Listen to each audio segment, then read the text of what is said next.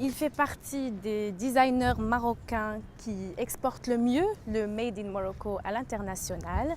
Aujourd'hui, il n'a qu'un seul objectif, aider les designers africains à faire briller leurs créations à l'échelle internationale.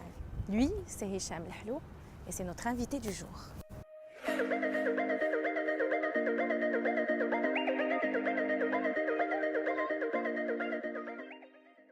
Hicham Lahlou, bonjour. Bonjour. Et bienvenue dans notre émission, toi et moi. Merci.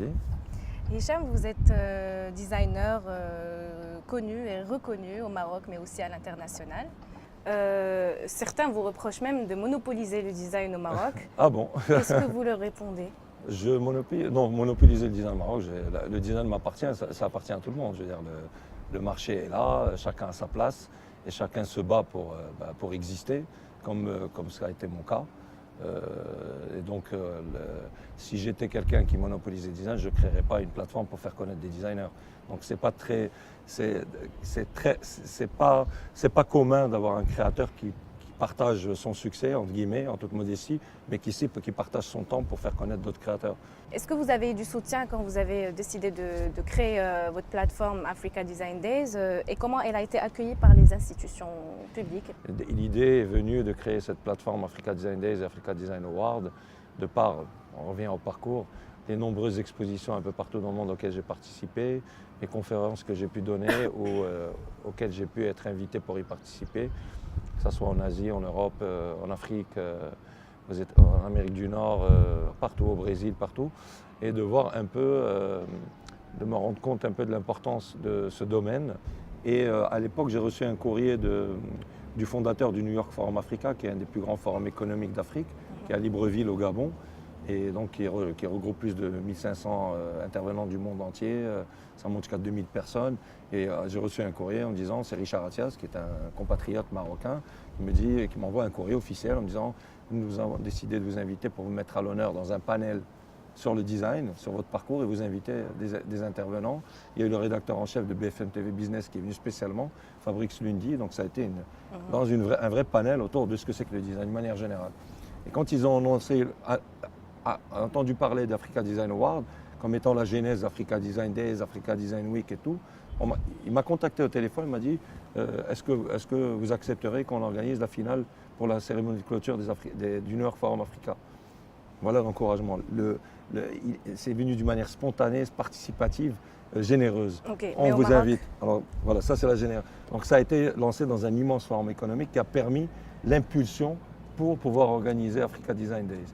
Donc Africa Design Days aussi c'est pareil, c'est participatif. Hassan Zaïm, Naïma Slimi de la Fondation NAM m'ont contacté. On voudrait organiser avec toi, co-organiser avec toi. Toi, c'est toi le fondateur, c'est toi le directeur du projet. Co-organiser avec toi Africa Design Days. Donc déjà, c'était acté. Donc on a 116 jours d'événements, 2 magnifiques musées, Villa des Arts de Rabat et de Casa, entre le mois de mars 2015 et le mois de juillet. Ça, c'est acté. Donc eux mettent à disposition la villa, les 2 villas, les 2 musées, le vernissage, le catalogue, la scénographie et tout. Après, il faut trouver des fonds pour pouvoir amener les designers, les œuvres par avion. Je ne dis pas toute l'organisation, tout le monde travaillait, la fondation, nous, mon équipe du bureau. C'est du temps personnel, c'est-à-dire c'est bénévole comme travail. Donc on a eu le soutien de Casablanca Finance City, un grand télécom marocain dont on ne peut pas citer de marque, mais qui se reconnaîtra et on le salue vraiment chaleureusement au passage. L'ambassade de France, l'Institut français du Maroc, qui a été un soutien aussi, sponsor et soutien moral et financier. Et on a eu des industriels, on a eu la Paris Design Week qui a été le partenaire, parce qu'on a signé une convention de partenariat. Et, voilà. Pour revenir au design d'objets, vous l'avez dit tout à l'heure, le design est né en Europe avec la révolution industrielle. Oui. Au Maroc, nous avons l'artisanat. Oui. L'artisanat qui fait partie, qui est une forte composante de notre patrimoine. Oui. Et donc, est-ce que face justement à la concurrence industrielle, face à tout ça, est-ce que l'artisanat marocain n'est pas voué à disparaître? Est-ce qu'il n'est pas menacé? Non, il n'est pas menacé. Il faut juste qu'il puisse intégrer encore plus cette notion de design thinking et cette force de ce que peut offrir le design Je vais prendre à titre d'exemple ce qui se passe dans les pays frères africains. Le design en Afrique utilise énormément l'artisanat, utilise aussi le recycling, tout ce qui est objet recyclage, objets détournés. Il y a des designers comme Ousmane Bey en Sénégal qui travaillent avec des barils, Ahmed Ouattara aussi au Burkina Faso, Cheikh Diallo qui est un des grands designers du continent qui travaille avec le fer à béton et le fil de pêche, donc c'est un travail artisanal.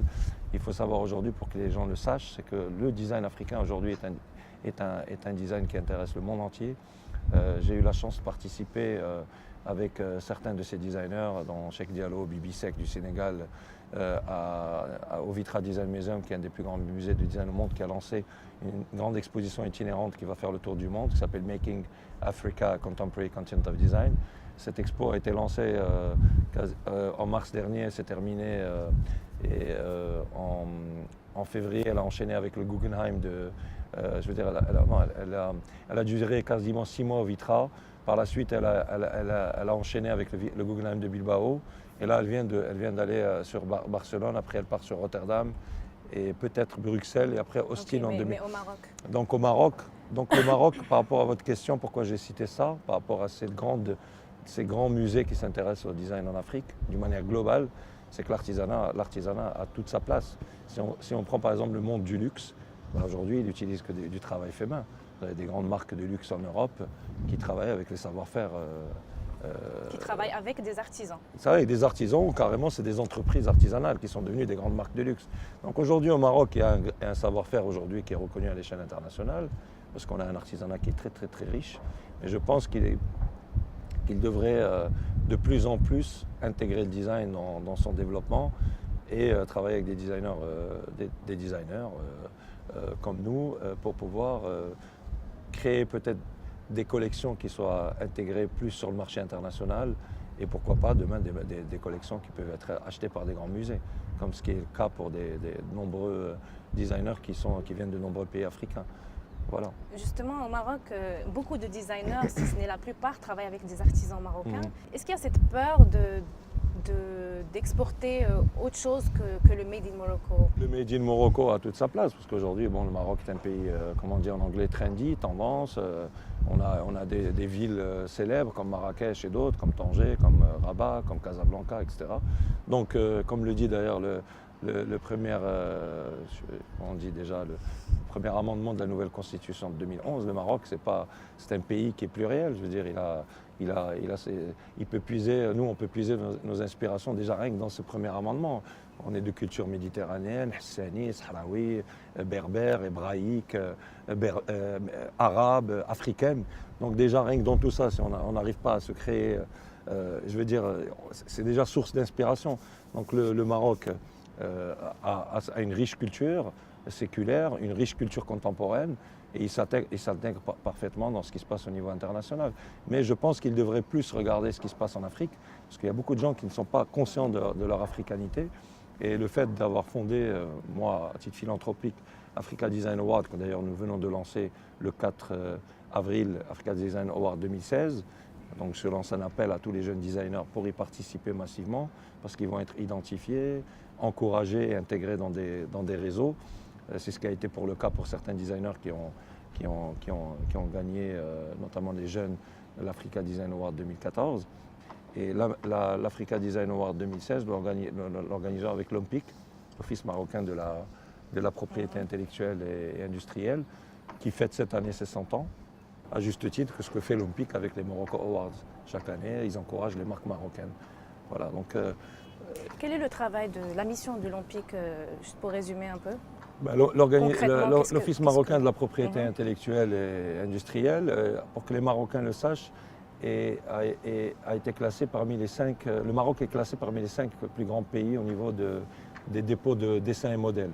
C'est un pays, de par les accords d'échange avec les États-Unis, le Maroc a fait énormément d'efforts pour structurer cet office, qui a fait un travail formidable, et pour pouvoir permettre à toutes les entreprises de protéger leurs dessins en modèle, leurs brevets, et de se protéger. Parce qu'aujourd'hui, si vous voulez exporter, vous ne protégez pas vos produits ou votre marque. Vous pouvez vous faire copier. Et quel est le statut des artisans actuellement? Les artisans aussi peuvent déposer, s'ils ont des produits vraiment originaux, peuvent déposer leurs dessins et modèles et aussi leur marque à l'Olympique. Quand un designer travaille avec un artisan, par exemple, s'il crée...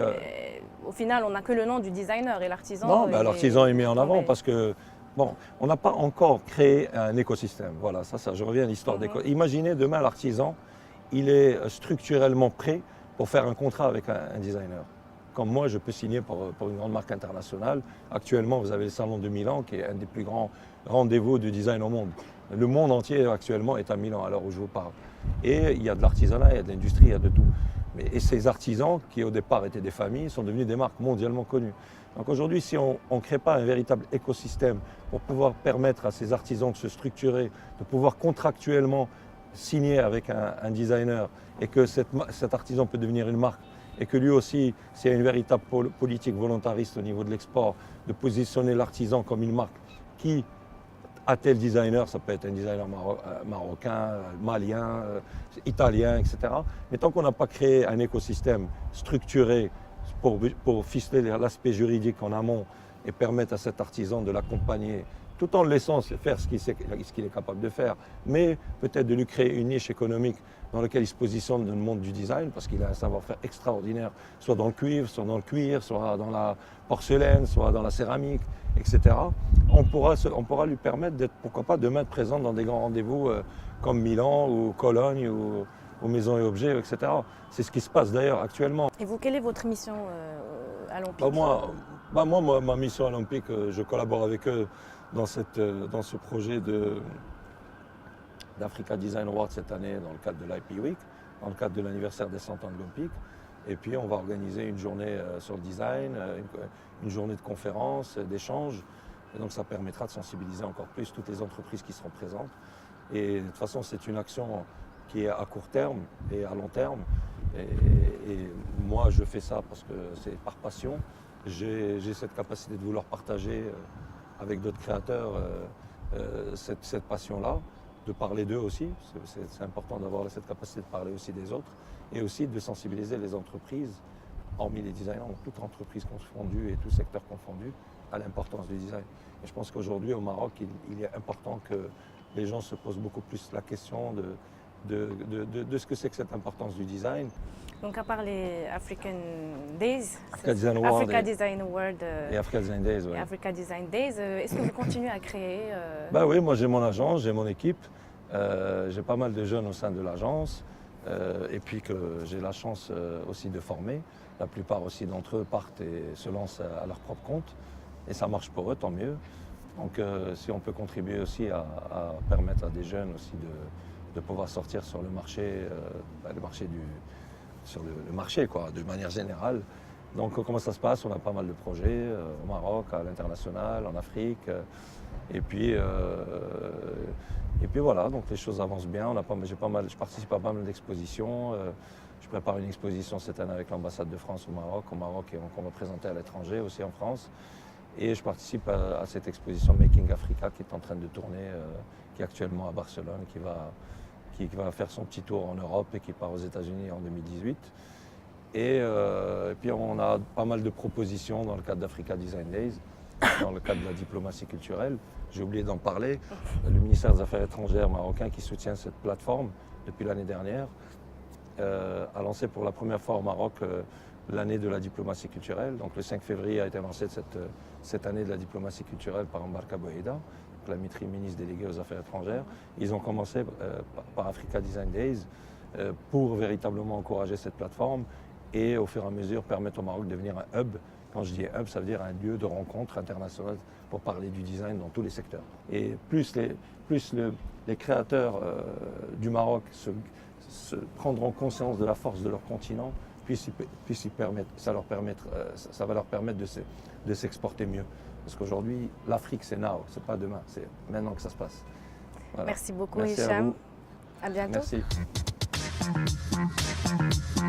Merci.